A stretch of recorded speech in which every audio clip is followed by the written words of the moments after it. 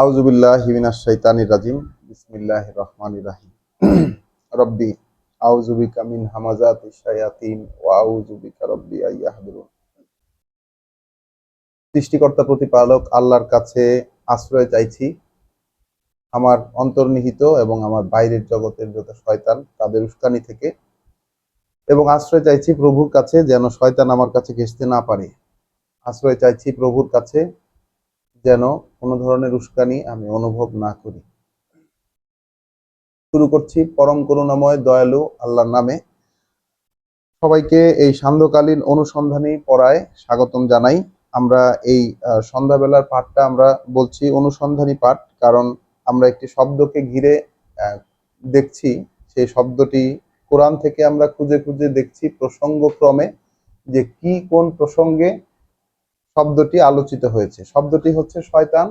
আমরা কোরআন পড়ে দেখেছি এবং কোরআন থেকে আল্লাহ আমাদেরকে শিখিয়ে দিয়েছেন যে শয়তান মানুষের শত্রু, এবং সেই শত্রুটা হচ্ছে আদৌ মুবিন, অর্থাৎ প্রকাশ্য শত্রু, স্পষ্ট শত্রু, দৃশ্যমান শত্রু। আমরা অনুভব করি, আমরা এই কোরআন পড়েই অনুভব করতে পারলাম যে শয়তান না আমাদের কাছে স্পষ্ট, না আমাদের কাছে দৃশ্যমান, না আমাদের কাছে প্রকাশ্য।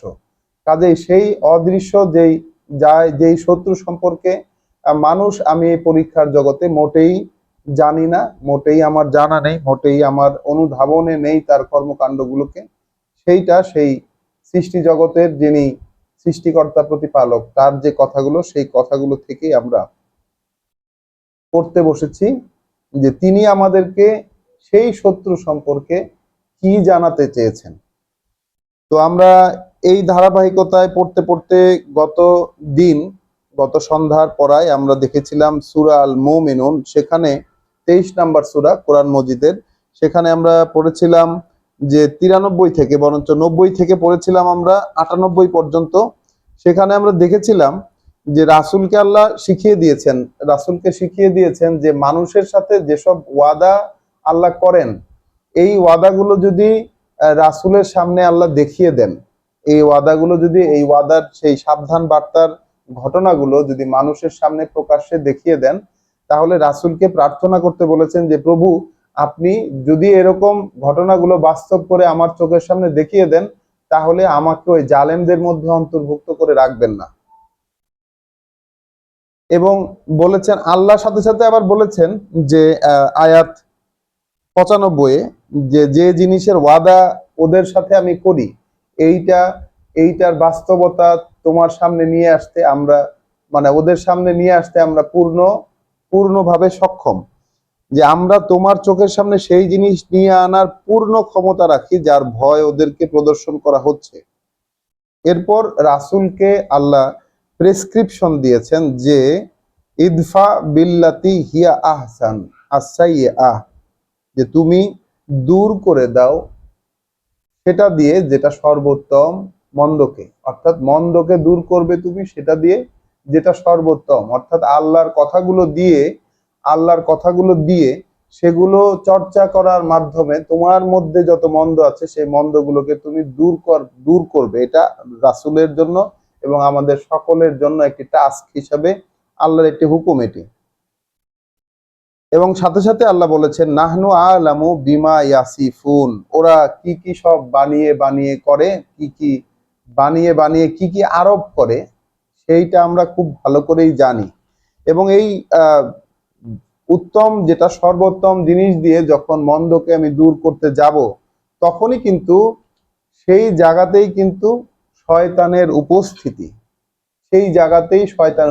সর্বোত্তম জিনিসটাকে যখনই আমি আমার জীবনে প্রতিষ্ঠা করতে চাবো, সেই জায়গাতেই শয়তানের উপস্থিতি। এবং সেই জায়গায় আমরা দেখেছি আল্লাহ রাসূলকে এবং আমাদেরকে শিখিয়ে দিয়েছেন যে ওয়াকুল রব্বি আউযু বিকা, আর তুমি বলবে যে প্রভু, আমি আশ্রয় চাই আপনার মিন হামাযাতিশ শায়াতিন, যত শয়তান আছে,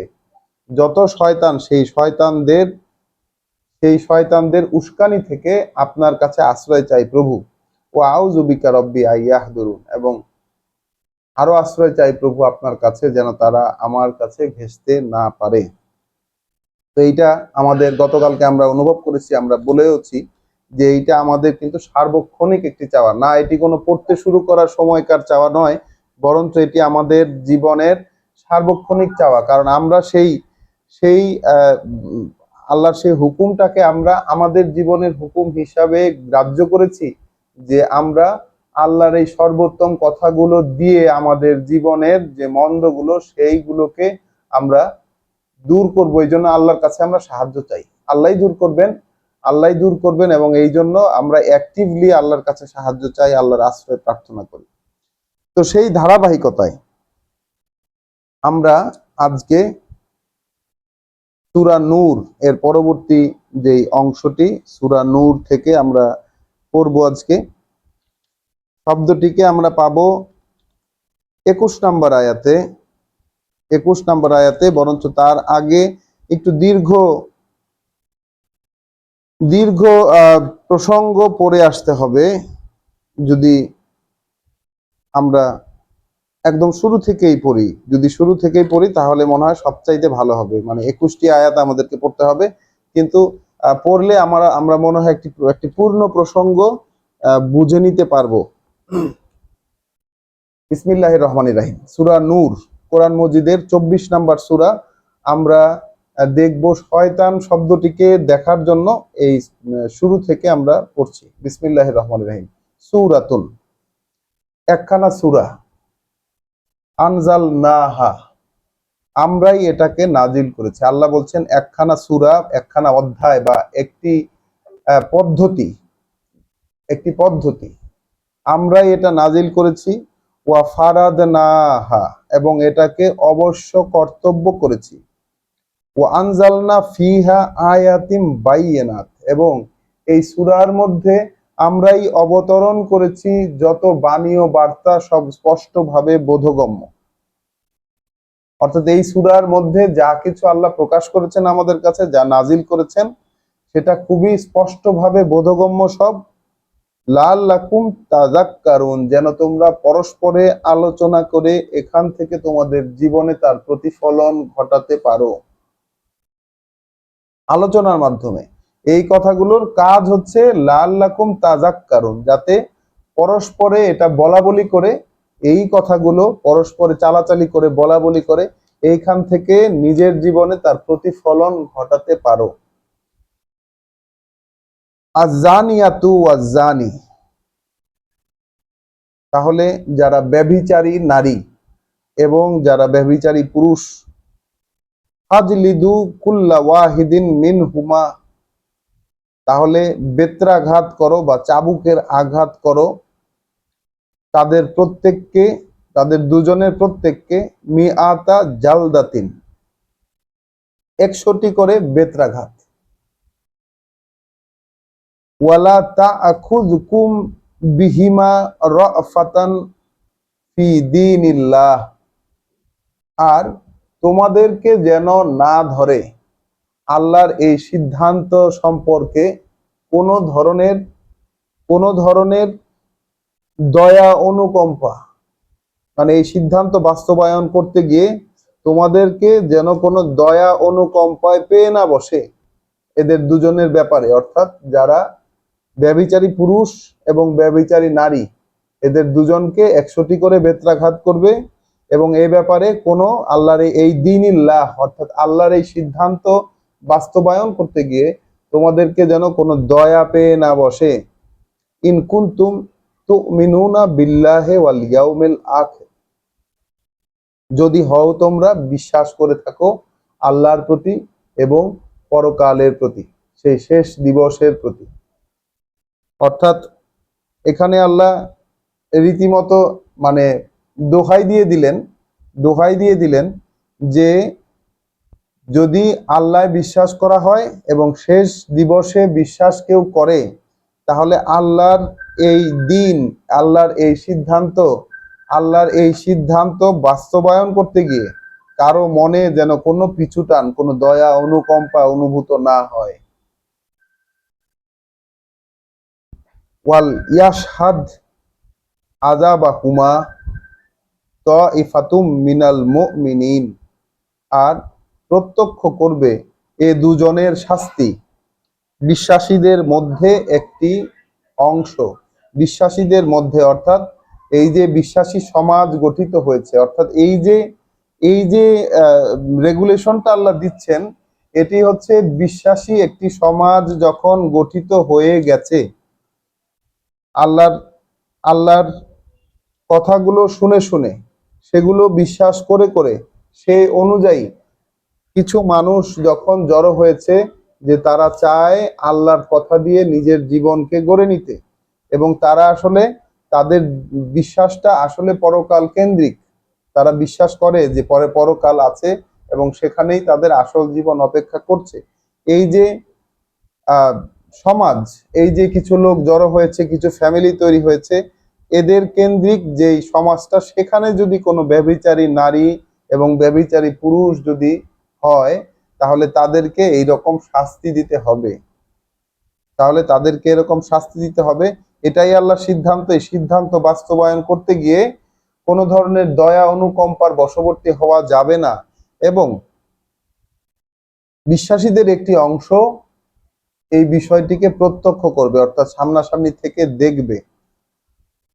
আজানি লা ইয়ানকিহু ইল্লা জানিয়াতান, তাহলে একজন ব্যভিচারী যেন ব্যভিচারিণী ছাড়া মানে বিয়ে না করতে পারে, আও মুশরিকা, অথবা একজন মুশরিক মহিলা ছাড়া, অর্থাৎ বহু বহু খোদায় বিশ্বাসী, বহু আল্লাহ বিশ্বাসী, বা বহু মানে প্রভুতে বহু মান্যে বিশ্বাসী এরকম মহিলা ছাড়া একজন ব্যভিচারী পুরুষ, একজন ব্যভিচারিণী অথবা একজন মুশরিক ছাড়া বিয়ে করতে পারবে না।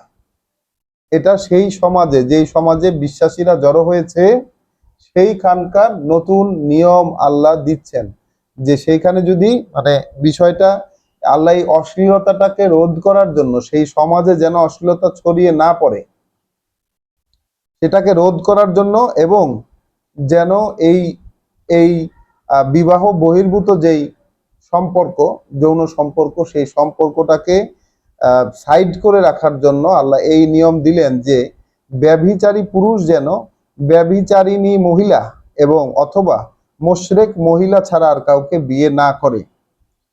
ওয়াজানিয়াতু লা ইয়ানকিহুহা ইল্লা জানিন আও মুশরিকুন,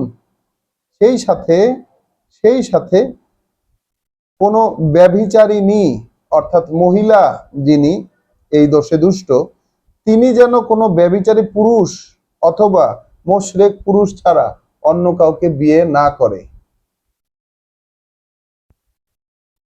ওয়াহুররিমা যালিকা আলাল মুমিনিন, আর এই ধরনের পুরুষ এবং মহিলাদেরকে বিয়ে করা বিশ্বাসীদের জন্য নিষিদ্ধ।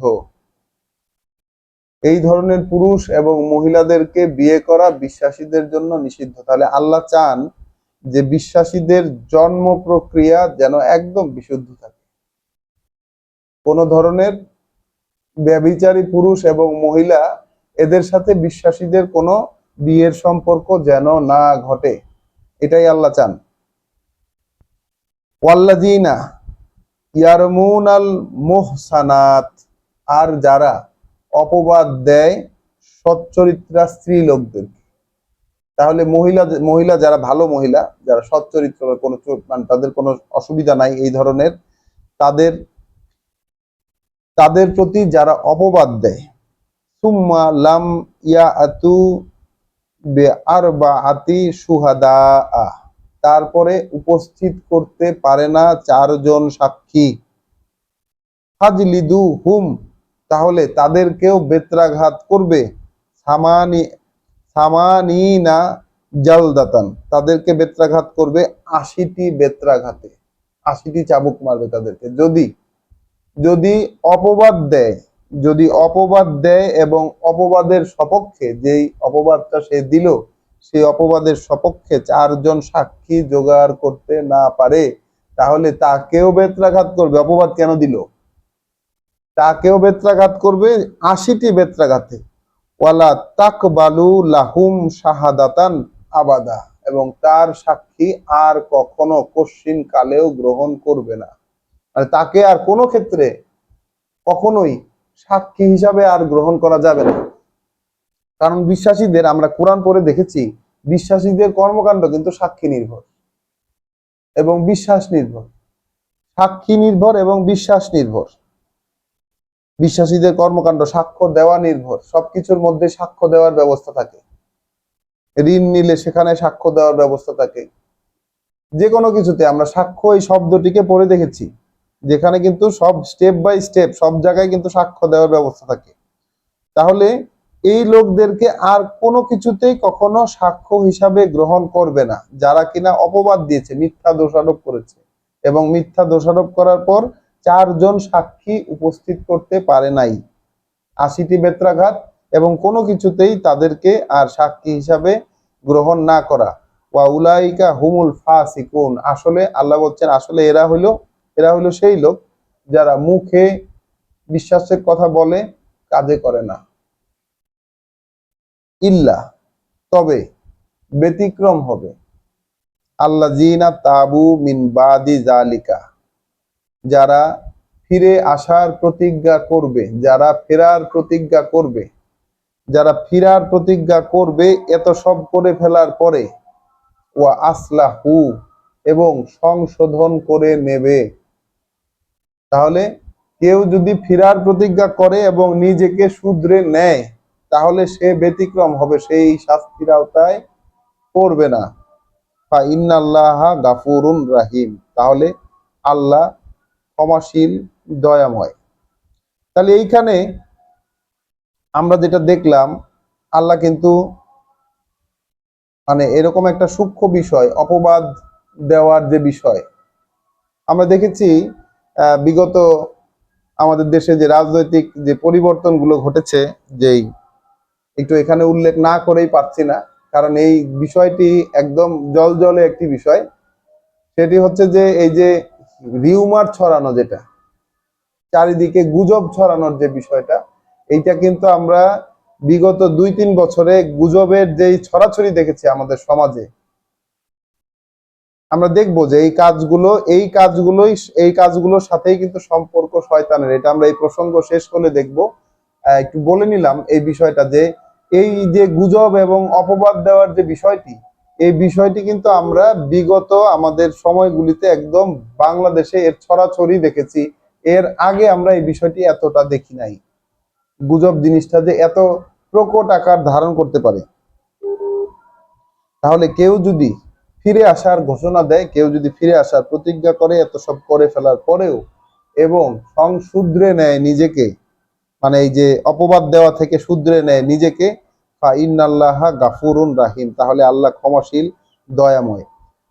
ওয়াল্লাযীনা ইয়ারমুনা আজওয়াজাহুম, আর যারা অপবাদ দেয়, মিথ্যা অভিযোগ করে তাদের স্ত্রীদের সম্পর্কে, তাদের সঙ্গীদের সম্পর্কে, ওয়ালাম ইয়াকুন লাহুম শুহাদাউ, অর্থাৎ অভিযোগটা এখানে হচ্ছে, বোঝাই যাচ্ছে এই অভিযোগটা হচ্ছে ব্যভিচার সংক্রান্ত।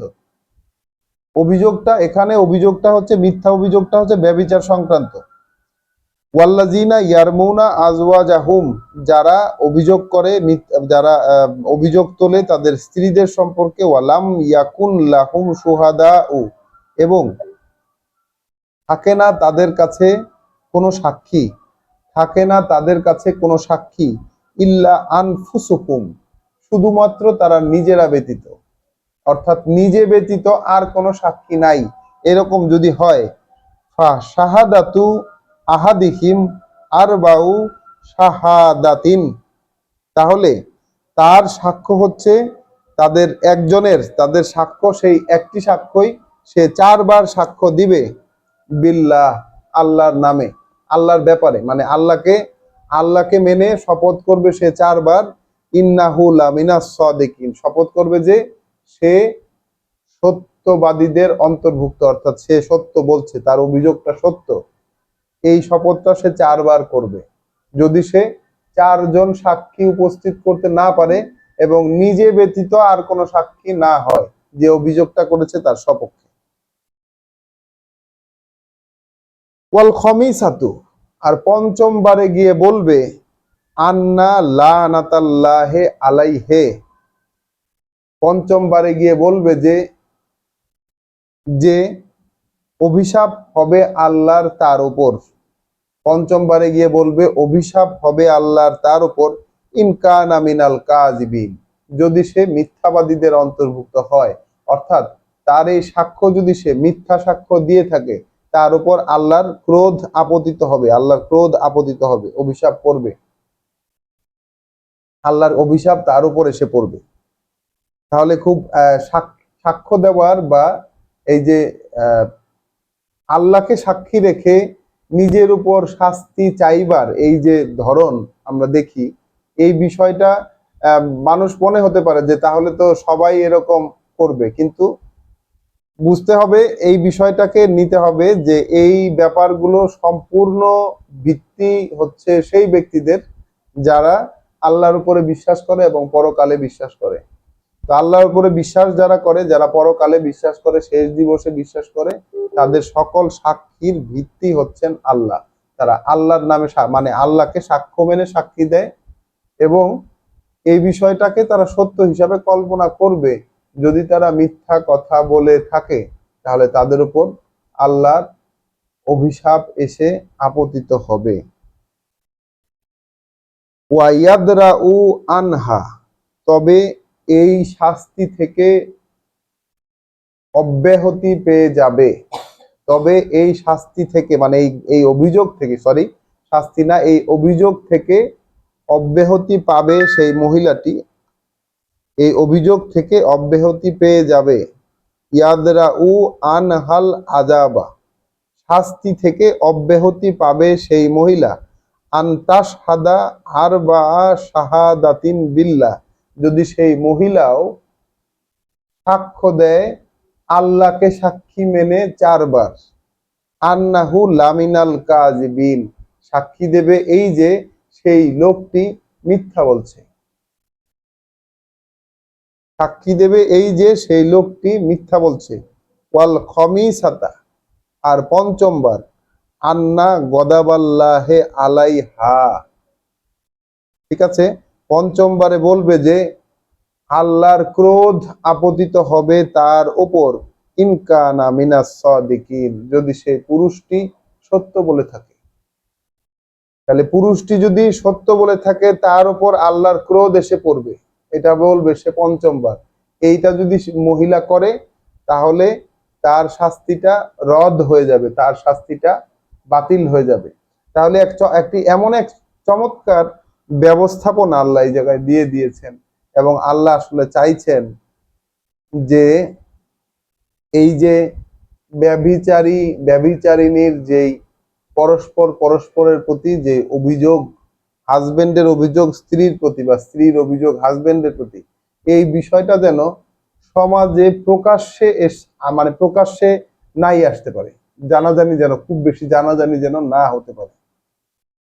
এমনটি কি আল্লাহ চাইছেন না? কারণ পরস্পরের যেই অভিযোগ, সেই অভিযোগ তো একজন আরেকজনের উপর থেকে সেই শাস্তিটা রদ করে দিতে পারে এরকম সাক্ষীর মাধ্যমে।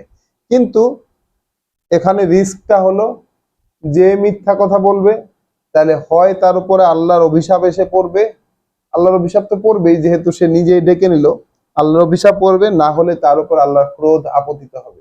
পুরুষের ক্ষেত্রে কথা হচ্ছে যে আমি যদি মিথ্যা বলি তাহলে আল্লাহর অভিশাপ এসে পড়বে আমার উপর।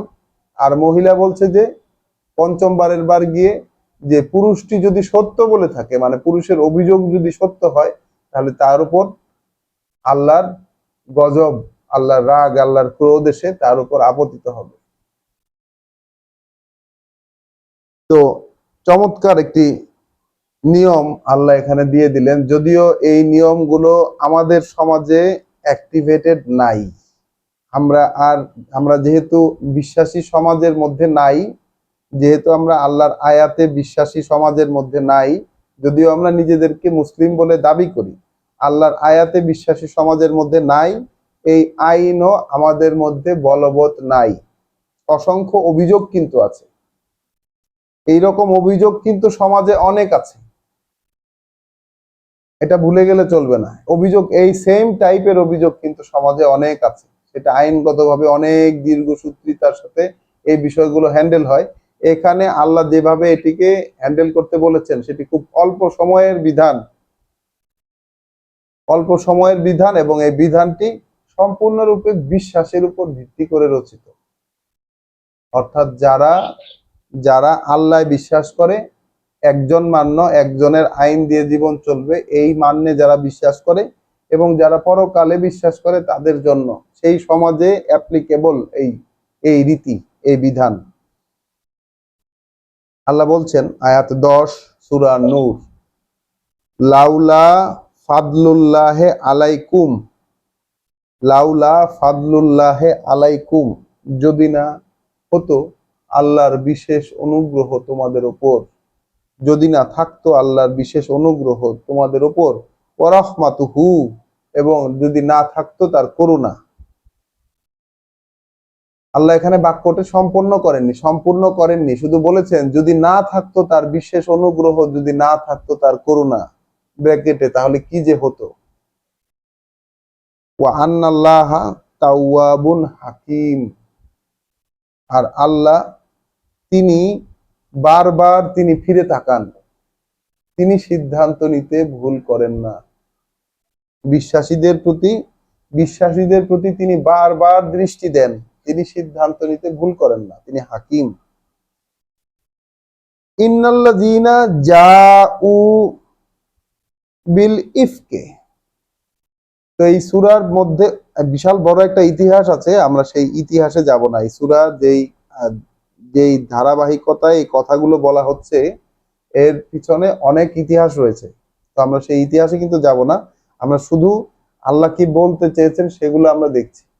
ইন্নাল্লাযীনা জাউ বিল ইফকে, নিশ্চিত এটা যে যারা এসে উপস্থিত হলো এই মিথ্যা নিয়ে, যারা আসে মিথ্যা নিয়ে, উসবাতুম মিনকুম, তারা তোমাদের মধ্যকারী কতিপয় ব্যক্তি,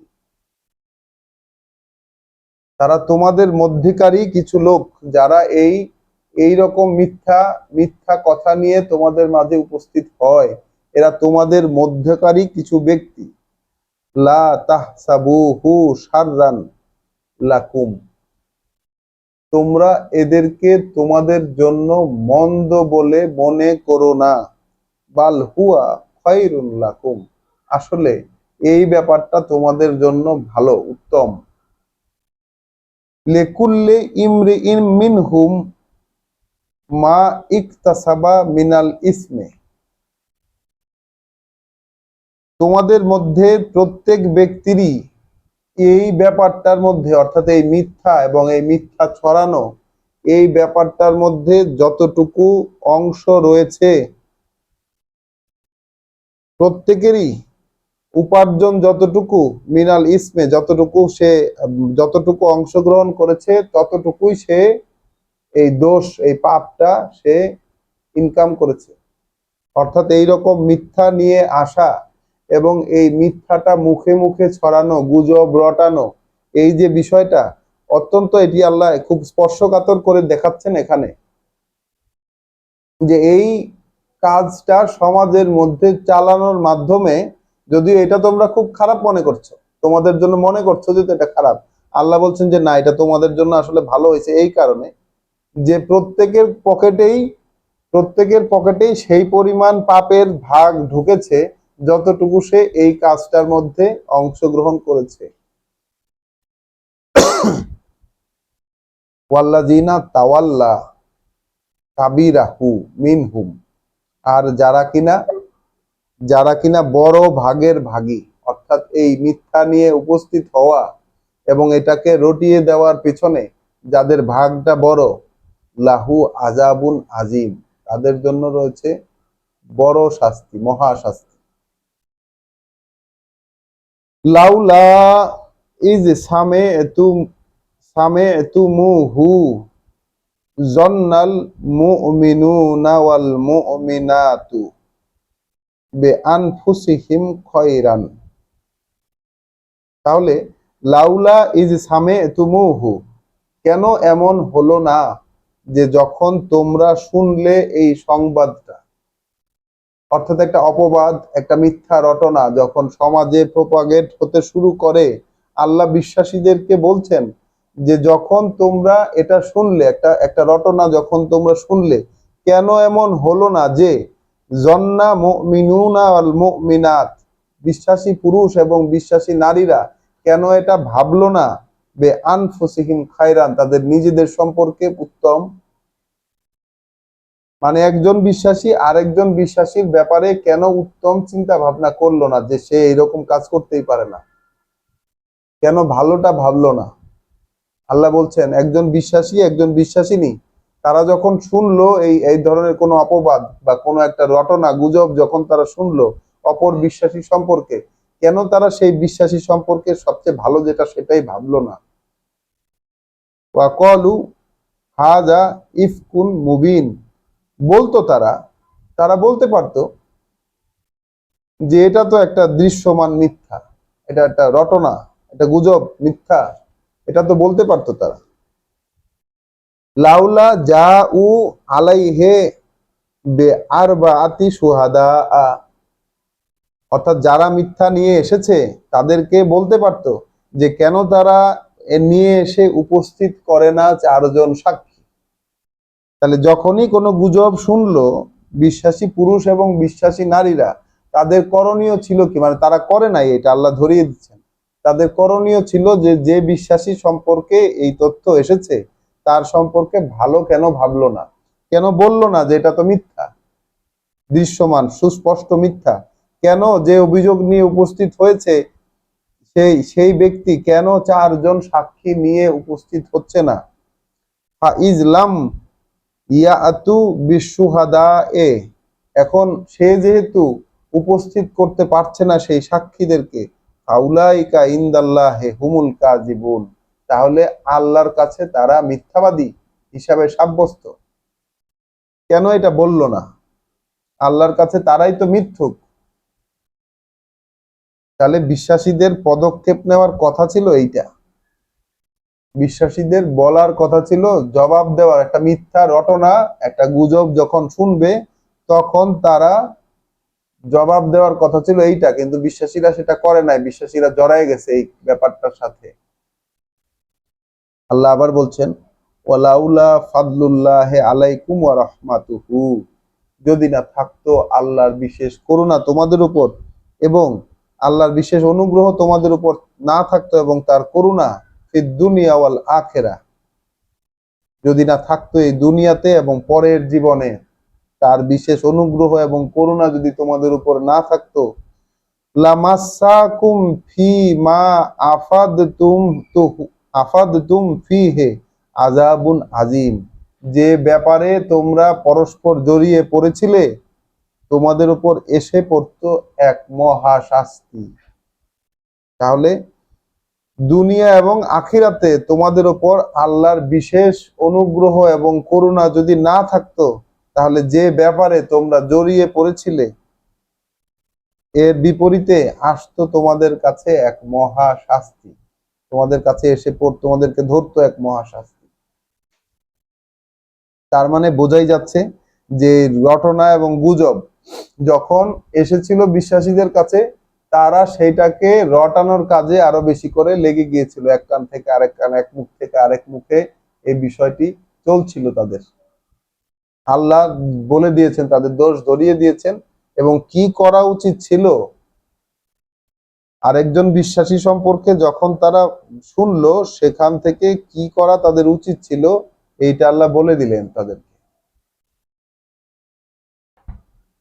ইজ তালাক্কাউনাহু বে আলসিনাতিকুম, যখন তোমরা তোমাদের মুখ দিয়ে বহন করছিলে, মানে এক এক মুখ থেকে আরেক মুখে এটাকে পাস করছিলে, ওয়া তাকুলুনা বে আফওয়াহিকুম, এবং বলছিলে তোমরা তোমাদের মুখ দিয়ে মা লাইসা লাকুম বিহি ইলমুন, যে ব্যাপারে তোমাদের ছিল না কোনো জ্ঞান, মানে জানা ছিল না, তারপরও এক মুখ থেকে আরেক মুখে তোমরা কথা বলছিলে। ওয়া তাহসাবুনাহু হাইয়্যিনান, এবং বিষয়টা তোমরা মনে করছিলে একটি নরমাল ব্যাপার, একটি সাধারণ ব্যাপার মনে করছিলে, অর্থাৎ একটি গুজব শুনে এক মুখ থেকে আরেক মুখে, মুখ থেকে কানে, কান থেকে মুখে, এইভাবে যে ছড়াচ্ছিল বিষয়টি, এই গুজব রটনা করার মানে বিষয়টি আরো প্রপাগেট করার বিষয়টি ভাবছিল তারা এটা একটা সাধারণ বিষয়। ওয়া হুয়া ইনদাল্লাহে আজিম, অথচ ছিল সেটা আল্লাহর কাছে একটি মারাত্মক ব্যাপার। তাহলে একটি গুজব রটনা, একটি যে বিষয় সম্পর্কে জানা নাই, কোনো সত্য সম্পর্কে ধারণা নাই, সেই কথাটি একজন থেকে আরেকজনে ছড়িয়ে দেবার যেই কাজটি, এটি আল্লাহর দৃষ্টিতে খুব মারাত্মক একটি কাজ। আমরা সেটাকে কিন্তু খুব নর্মাল হিসাবে মনে করি। যখনই কোনো একটা ইনফরমেশন পেলাম, সেটাকে আহ, মানে সেটাকে ভেরিফাই না করেই আরেকজনের কাছে বলা এবং ছড়িয়ে দেওয়া, এই কাজটি আমরা খুব নর্মাল একটি কাজ হিসাবে মনে করি এবং এই পদ্ধতিতেই যত গুজব, সেই গুজব ছড়ায়। আল্লাহ বলছেন এটা তোমাদের কাছে খুব সাধারণ একটি ব্যাপার তোমরা মনে করেছিলে, কিন্তু আল্লাহর কাছে ছিল অনেক মহা একটি ব্যাপার, মারাত্মক একটি ব্যাপার। ওয়ালাউলা ইজ সামি'তুমুহু, কেন এমন হলো না, যে যখন তোমরা তা শুনলে, কুলতুম, তোমরা বলতে, মা ইয়াকুনু লানা আন্নাতাকাল্লামা বেহাজা, এটা আমাদের পক্ষে শোভা পায় না যে এই কথাটা আমরা বলবো, এইরকম কোনো কথা আমরা মুখে উচ্চারণ করব, আমরা বলবো, এইটা আমাদের জন্য শোভা পায় না। কেন তোমরা এই কথা বললে না? সুবহানাকা, পবিত্র আপনি, হাজা বুহতানুন আজিম, এটা তো এক গুরুতর মিথ্যা দোষারোপ। কেন তোমরা এরকমটা বললে না? তোমরা তো এরকম বলতে পারতে, কেন বলো নাই? ইয়াইজুকুম আল্লাহ, ওয়াজ করছেন আল্লাহ তোমাদেরকে, উপদেশ দিচ্ছেন আল্লাহ তোমাদেরকে, আন তাউদু লিমিসলিহি আবাদান, যেন তোমরা পুনরাবৃত্তি কখনো না করো এই বিষয়ে আর কখনোই। এই বিষয়টির, অর্থাৎ এই কাজটির পুনরাবৃত্তি, এই রকম কাজটির পুনরাবৃত্তি আর কখনো যেন না করো। ইন কুনতুম মুমিনিন, যদি তোমরা সত্যি তাকে বিশ্বাস করে থাকো, যদি তোমরা সত্যি বিশ্বস্ত হয়ে থাকো, বিশ্বাসী হয়ে থাকো, তাহলে তোমরা এই রকম কাজটি আর কখনোই করবে না। আল্লাহ উপদেশ দিচ্ছেন তোমাদেরকে। ওয়ায়ুবাইয়িনুল্লাহু লাকুমুল আয়াত, আর এভাবেই আল্লাহ একদম বোধগম্য করে বর্ণনা করেন তোমাদের জন্য তার বাণী ও বার্তা সমূহ। এইভাবেই আল্লাহ বোধগম্য করে বর্ণনা করেন তোমাদের জন্য তার বাণী ও বার্তা সমূহ। ওয়াল্লাহু আলিমুন হাকিম, কারণ আল্লাহ সব জানেন, তিনি সিদ্ধান্ত নিতে ভুল করেন না, নির্ভুল সিদ্ধান্ত দেন। তিনি সব জানেন, তিনি নির্ভুল সিদ্ধান্ত দেন। ইন্নাল্লাযীনা ইউহিব্বুনা, নিশ্চয়ই তারা যারা পছন্দ করে, ভালোবাসে, আনতাশিআ আল ফাহিশাতু ফিল্লাযীনা আমানু, যারা পছন্দ করে যে ছড়িয়ে পড়বে অশ্লীলতা, যারা পছন্দ করে যে ছড়িয়ে পড়বে অশ্লীলতা বিশ্বাসীদের মধ্যে,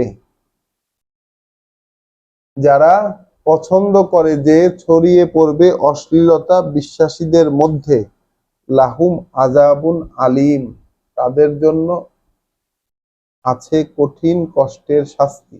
তাহলে এখানে আল্লাহ অশ্লীলতা বললেন আসলে কোন জিনিসটাকে?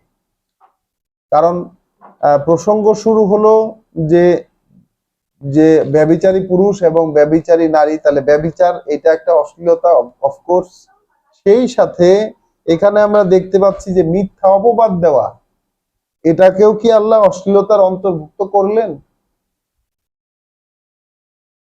এই এই যৌনতার ব্যাপারে যে মিথ্যা মানে অভিযোগ করা, এই মিথ্যা অভিযোগটাকেও কি আল্লাহ অশ্লীল কাজের মধ্যে ফেললেন কি? কারণ যদি এই কথাটি তো প্রসঙ্গক্রমে এসেছে, এটি কোনো আলাদা করে দেওয়া কোনো কথা নয়, প্রসঙ্গক্রমে এসেছে, আমরা এটি ভেবে দেখতে হবে আমাদের। যে নিশ্চিত এটা যে যারা ভালোবাসে পছন্দ করে যে ছড়িয়ে পড়বে অশ্লীলতা যারা বিশ্বাসী তাদের মধ্যে, তাদের জন্য আছে এক শাস্তি অত্যন্ত কঠিন কষ্টের, ফিদ দুনিয়া ওয়াল আখিরা, এবং এই শাস্তি তাদের জন্য পৃথিবীতে এবং পরকালেও। ওয়াল্লাহু ইয়ালামু ওয়া আনতুম লা তা'লামুন। আল্লাহই জানেন, তোমরা কিছুই জানো না। আল্লাহই জানেন, তোমরা জানো না। ওয়ালাউলা ফাদলুল্লাহি আলাইকুম, যদি না থাকতো তার বিশেষ অনুগ্রহ তোমাদের উপর, ওয়া রাহমাতুহু, এবং তার করুণা, ওয়া আন্নাল্লাহা রাউফুন রাহিম, মানে যদি না থাকতো বিশেষ অনুগ্রহ এবং করুণা, তবুও আল্লাহ তবুও আল্লাহ অত্যন্ত স্নেহশীল এবং করুণাময়। এবার আসছে, আমরা এসে পৌঁছেছি আমাদের সেই জায়গাটুকুতে। ইয়া আইয়ুহাল্লাযীনা আমানু, ওহে যারা বিশ্বাস করেছো, ওহে যারা বিশ্বাস করেছো, যারা গ্রাহ্য করেছো, যারা ঈমান এনেছো, লা তাত্তাবিউ খুতুওয়াতিশ শায়তান, তাহলে অনুসরণ করবে না তোমরা শয়তানের পদচিহ্ন গুলোকে। তাহলে আমাদের এখন ভাবতে হবে যে শয়তানের পদচিহ্ন বলতে আল্লাহ কোনগুলোকে বোঝালেন, কোন জিনিসগুলোর কথা উল্লেখ করলেন। অর্থাৎ প্রথম থেকে আমরা যেই যেই প্রসঙ্গগুলো দেখলাম এখানে, তার সবগুলাই হচ্ছে সেই শয়তানের পায়ের চিহ্ন। শয়তান যে পথে চলেছে সেই শয়তানের রেখে যাওয়া ফুটস্টেপ, সেটা হচ্ছে ব্যভিচার সংক্রান্ত যত বিষয়, সেটা হচ্ছে আল্লাহর আইন কার্যকর করতে গিয়ে নিজেদের মধ্যে কোনো মমতার চিহ্ন পাওয়া, সেটা হচ্ছে যে বিয়ে সংক্রান্ত, অর্থাৎ ব্যভিচারী পুরুষ এবং ব্যভিচারী নারী কাকে কাকে বিয়ে করতে পারবে সেই সংক্রান্ত আল্লাহর যে বেঁধে দেওয়া সীমারেখা, তার বিপরীতে থাকা, সেটা হচ্ছে সেই মিথ্যা অভিযোগ তৈরি করা কারো নামে।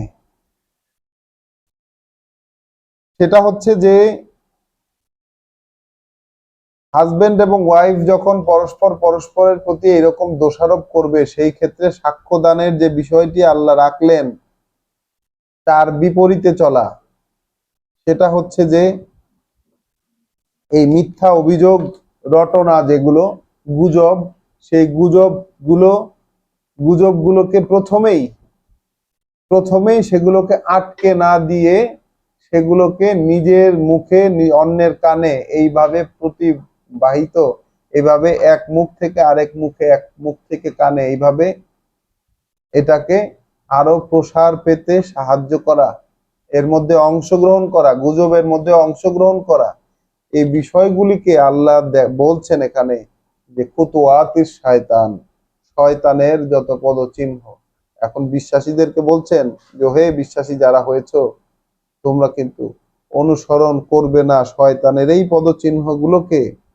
ওয়ামান ইয়াত্তাবে খুতুওয়াতিশ শায়তানে, আর যারাই অনুসরণ করলো এই পদচিহ্ন শয়তানের, ফাইন্নাহু ইয়া'মুরুহু বিল ফাহশা'i ওয়াল মুনকার, তাহলে সে তো উৎসাহিত করবে তাকে করতে, মানে যত যত রকমের অশ্লীলতা আছে, যত রকমের অশ্লীলতা আছে সেটা করতে উৎসাহিত করবে, সেগুলো দিয়ে উৎসাহিত করবে, এবং যত বিকৃত কাজ আছে সেই বিকৃত কাজ দিয়ে উৎসাহিত করবে। ওয়ালাউলা ফাদলুল্লাহি আলাইকুম, যদি না তবুও যদি না থাকতো তোমাদের উপর আল্লাহর বিশেষ অনুগ্রহ, ওয়া রাহমাতুহু, এবং তার করুণা, মা জাকা মিনকুম মিন আহাদিন আবাদা, পারতে না তোমরা পরিশুদ্ধ হতে তোমাদের কেউ কখনো কশ্চিন কালেও। তাহলে যদি না আল্লাহর বিশেষ অনুগ্রহ এবং করুণা থাকতো তোমাদের উপর, যদি না থাকতো তোমাদের কেউই কখনো পরিশুদ্ধ হতে কখনোই পারতে না, কশ্চিন কালেও। ওয়ালাকিন্না আল্লাহ, কিন্তু যেহেতু আল্লাহ ইউজাক্কি, তিনি পরিশুদ্ধ করেন, মান ইয়াশা, যে এই পরিশুদ্ধি নিতে চায়, যে পরিশুদ্ধ হতে চায় তাকে। ওয়াল্লাহু সামিউন আলিম, আল্লাহ শুনছেন সব এবং তিনি জেনে নিচ্ছেন, শুনছেন সব এবং জানছেন। তাহলে খুবই চমৎকার একটি এই জায়গার এই যে ধারাবাহিকতাগুলো, যেখানে যেগুলোকে আল্লাহ আসলে এই যে একটি খুতুয়াতি শয়তান, যেটি শয়তানের পদচিহ্ন, এই কথাগুলো আমরা শয়তানের পদচিহ্ন আমরা দেখেছি সূরা বাকারাতেও, খাওয়ার ক্ষেত্রে, তারপর সেখানে অশ্লীলতা, তারপর হচ্ছে পূর্বপুরুষদের অনুসরণের ক্ষেত্রে আমরা দেখেছি খুতুয়াতির শয়তান। তো এখানেও আমরা এই খুতুয়াতির শয়তান কোনগুলো, এগুলো যদি আমরা চিহ্নিত করতে পারি, আল্লাহ যদি আমাদেরকে এই বিষয়গুলো বুঝতে দেন, তাহলে আমরা অনেক বড় সম্পদ পাবো।